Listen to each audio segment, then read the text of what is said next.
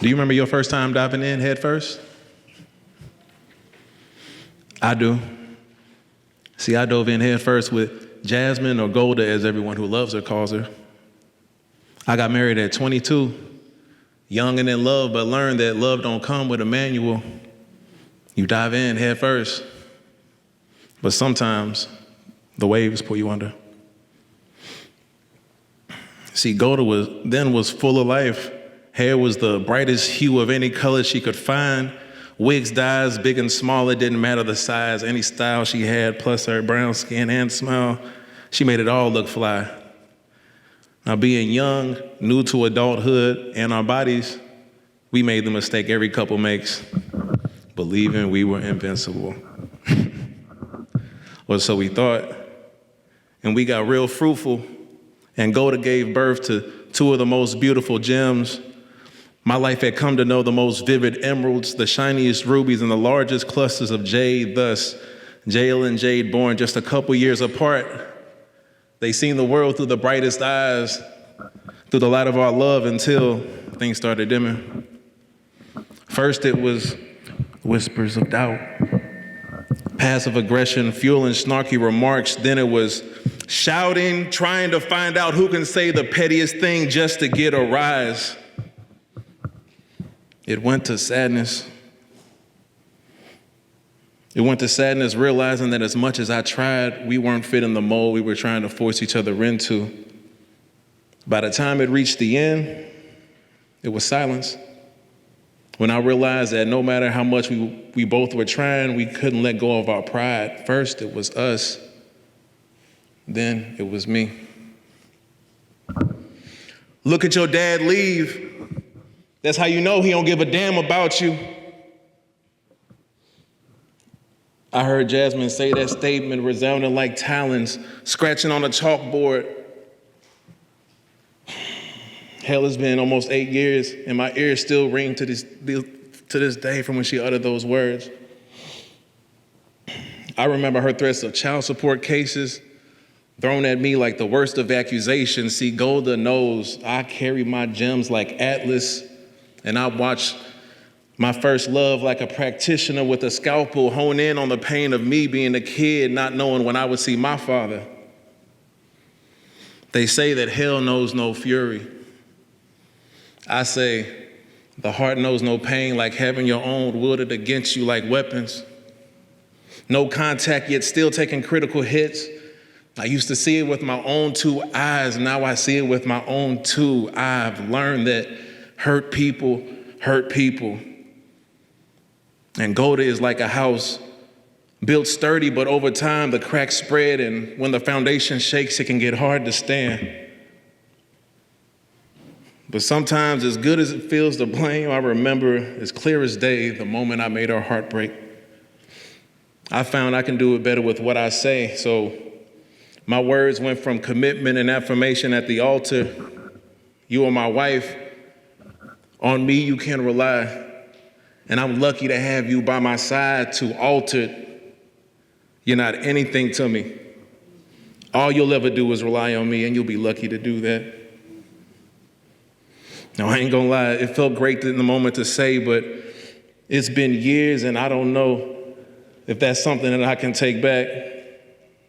You see, the mind is fragile like glass, and when it shatters, those cuts can run deep. See, Golda was just like me, a broken being trying to hide her own fragility. But that bout when we finally separated was almost 8 years ago. And there isn't a day that goes by that I'm not affected by this thing. I mean, don't get me wrong, I know I overachieved. From the start, I knew that I was better than what I came from. I would raise my daughters to be like a king. You see, earlier I said Golda knows me. And I've known her too. We were royally entangled into each other's brokenness, holding each other's demons while trying to adorn ourselves with love.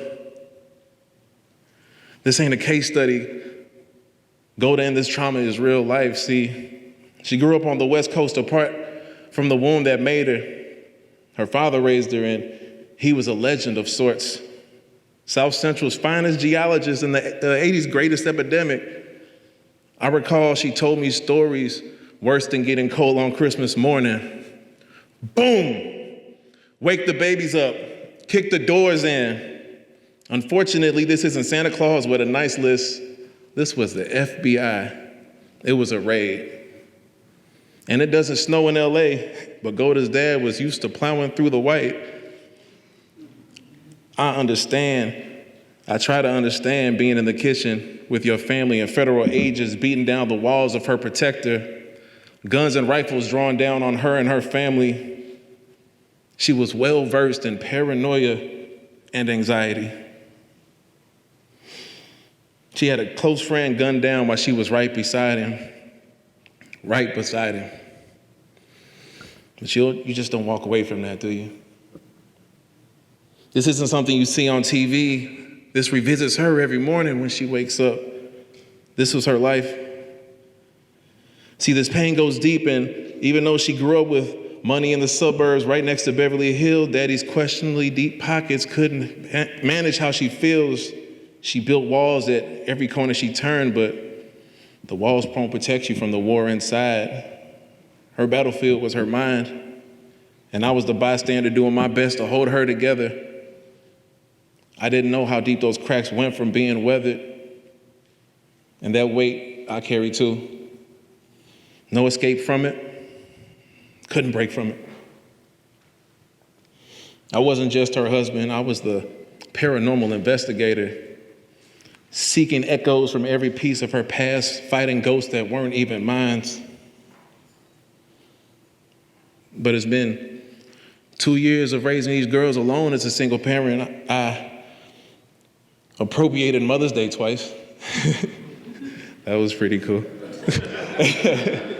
I mean, I'm trying to fight as a being who's both shield and light. 2 whole years. Not a text, not a call, just a suffocating, heavy silence. Meanwhile, I'm hoping she will see what she left behind. She's all the way on the West Coast, close to the water. So I send messages and bottles of pictures, videos, grades, and aspirations of my daughters, hopefully to see her again, but it's like throwing rocks into the ocean. I heard the big splash, but I don't see the ripples coming back. My kids ask me, why hasn't she called on our birthdays? She didn't even say goodbye when you got us. Does she even care? Recently, my daughter been having dreams that her mom's been dead. Is she even alive? Are the questions that my kids are asking. But how do I explain the absence? How do I communicate a mother that's just been walking the streets? Golda had given us a huge scare. She fled LA on her birthday last year. And I don't know how she got the money to get there, but she took a one-way Greyhound from LA, but didn't say a word. A week later, and her father and sister filed the report. A missing person. The mother of my gems with no money, no friends, just vibes. She was in Vegas, ankles swollen from walking all that time, arguing with the ghosts of the suffering in her mind, wrestling the demons that seemed as real as flesh and blood.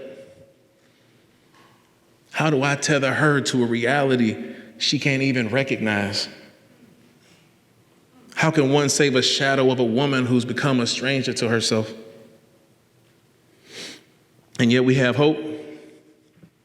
Our dreams are growing stronger, filling our lives with laughter and light, even when it's just the three of us, Gundam styling in the living room like we don't have any sense. But no matter how hectic it may seem, these type of joys that make you forget, at least for a while, that someone's missing. With that in mind, they keep me on my toes, asking me questions like, why can't you braid her hair like they do in the videos? Or why do I always make them go to bed early on a school night, playing that game of 21 questions as I kiss them on the head goodnight, right before their spar with slumber is my favorite thing to do. But one thing I always reinforce with my babies is this: your mom loves you, we love you, and you love your mommy. Until then, I'll keep sending those messages in bottles, keep showing how they're excelling. One of my daughters made honor roll. That was awesome. Until then, I'll keep sending those messages in bottles, keep showing how they're excelling, keep pushing them forward with an affirming love. Hope is keeping us going. To know that love, no matter how distant, is the one thing we have left. Do you remember your first time diving in head first? I do. I dove in head first with Jasmine, or Golda, as everyone who loves her calls her. I got married at 22, young and in love, but learned that love don't come with a manual. You dive in head first, but sometimes the waves pull you under. Thank you.